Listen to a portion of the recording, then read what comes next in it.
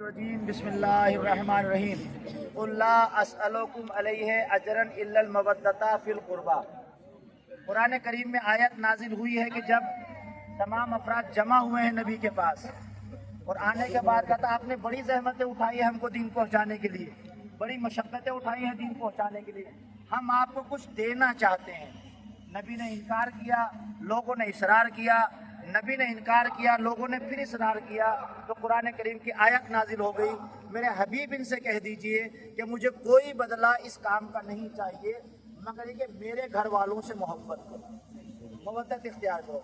अच्छा, ये आयत आप देखें कुरान में मौजूद है कि अहले बैत से मोहब्बत करना है, लेकिन जितना जुल्म अहले बैत के ऊपर हुआ कायनात में उसकी नज़ीर नहीं मिलती है। और ख़ुद इमाम ने इरशाद फरमाया कि कुरान करीम में हमारे लिए मोहब्बत का हुक्म आया है। अगर कुरान में हम पर जुल्म करने का हुक्म आ जाता तब भी हमारे ऊपर इतना जुल्म ना होता जितना आए मवद्दत के आने के बाद जुल्म किया गया। तो ये आप देखें मजलूम तरीन शख्सियतें हैं। और आज एक मजलूम की बारगाह में आप खड़े हुए जिनका नाम है ज़ैद इब्ने अली, चौथे इमाम के बेटे हैं जनाब ज़ैद, और इनकी फजीलत के लिए आप इनकी अफजलियत को महसूस करना चाहें। तारीख बयान करते कि इनकी विलादत से पहले रसूल खुदा ने खुद अपनी ज़िंदगी में बताया था मैं नस्ल से एक बेटा आने वाला है कि जिसका नाम ज़ैद होगा, जिसको बड़े जुल्म के साथ शहीद कर दिया जाएगा।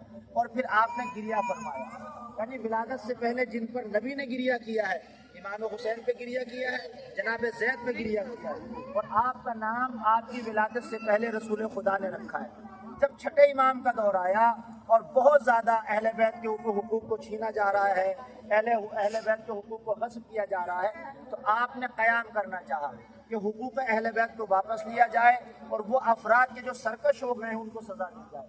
छठे इमाम ने इरशाद फरमाया कि चचा आप जो क़याम करना चाहते हैं इसमें आपकी शहादत वाक़ई है। तो आपने कहा कि मुझे शहादत का खौफ नहीं बल्कि हम अहले बैत का विरसा है शहादत। तो इमाम ने मुतवज्जे किया। अच्छा, इससे हो सकता है सुए इस्तिफ़ादा हो, मैं आपके सामने अर्ज़ कर दूँ, इमाम ने बशारत दी है शहादत की, इनकार नहीं किया। अगर इमाम इनकार कर देते तो आप क़त्अन क़याम ना करते। और चूँकि आपका बड़ा एक हल्का अहबाब था, आपके कुरान पे आपका मुकम्मल उबूर रहा है, बसरा कूफा के अतराफ में बड़े आपके चाहने वाले थे। जैसे ही आपने परचम इनकलाब बुलंद किया, बसरा कूफा यमन तमाम जगहों से तमाम अफराद जमा हो गए आपके परचम के लिए। आपने क़याम किया और फिर दुश्मन से नबर्द आजमा हुए। तारीख बताती है आपके मेन कमांडर भी शहीद हुए और जंग के दौरान आपकी पेशानी पर तीर आके लगा। उस तीर के लगने की वजह से आप बेहोश हो गए। आपके चाहने वाले लेके एक बस्ती में यहाँ पर पहुँचे और किसी हकीम को दिखाया गया, तो हकीम ने बताया कि आपकी पेशानी में जो तीर लगा हुआ है, मेरा मानना है जब तक ये तीर पेशानी में है तो आप जिंदा है। अगर पेशानी से तीर को निकाल लिया जाएगा तो मेरा तजुर्बा ये कहता है कि आपकी ज़िंदगी बाकी नहीं रहेगी। अच्छा, तीर से बड़ी अज़ियत हो रही है, तो जनाब ज़ैद ने कहा कि मुझे बड़ी अज़ियत हो रही है, अगर शहादत मिलना ही मुझे है तो इस सदे से मिलती हो तो मुझे कबूल है, तीर को निकाल दिया जाए। तीर को निकाला, फ़ौरन आपकी शहादत वाक़ई हो गई। अब जब आपकी शहादत वाक़ई हो गई तो चाहने वालों ने आपको दफन कर दिया। लेकिन तारीख़ ये बताती है हर जगह कुछ मुखालिफिन होते हैं, कुछ मुखबरीन होते हैं, कुछ आस्तीन के सांप होते हैं। कुछ बिके हुए अफराद ने, ज़र खरीद अफराद ने जाने के बाद दुश्मन को खबर दी कि फ़ला मकाम पर चाहने वालों ने जनाब ज़ैद को दफन कर दिया।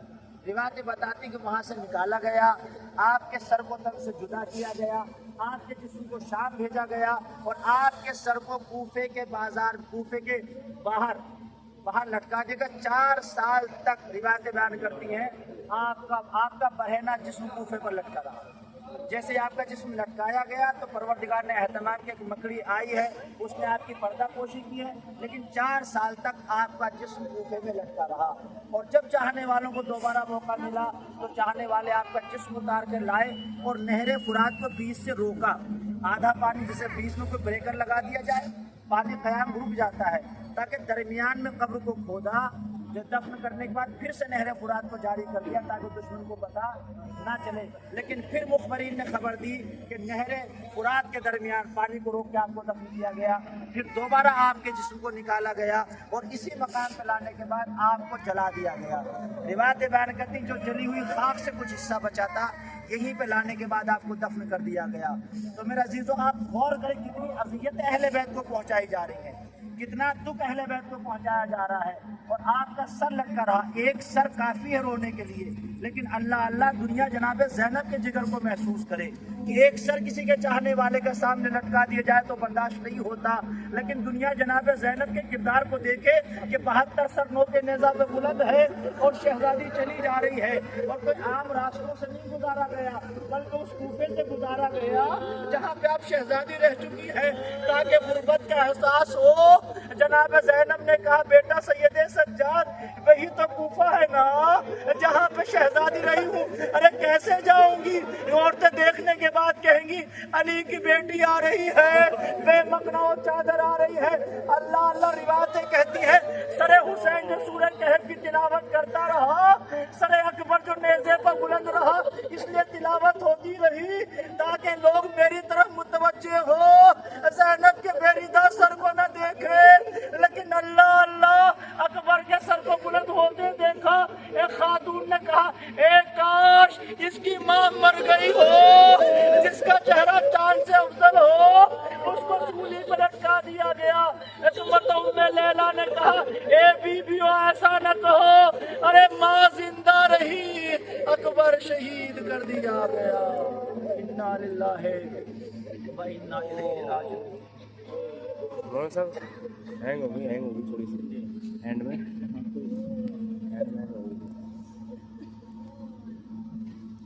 ठीक है। औरतें वहां से जाएंगी, 2 रकत नमाज पढ़ी, जनाब ज़ैद शहीद की 2 रकत नमाज पढ़ी, यहीं पे वापस आ जाइए। चलिए जल्दी करिए, 4 बहुत सारे हैं।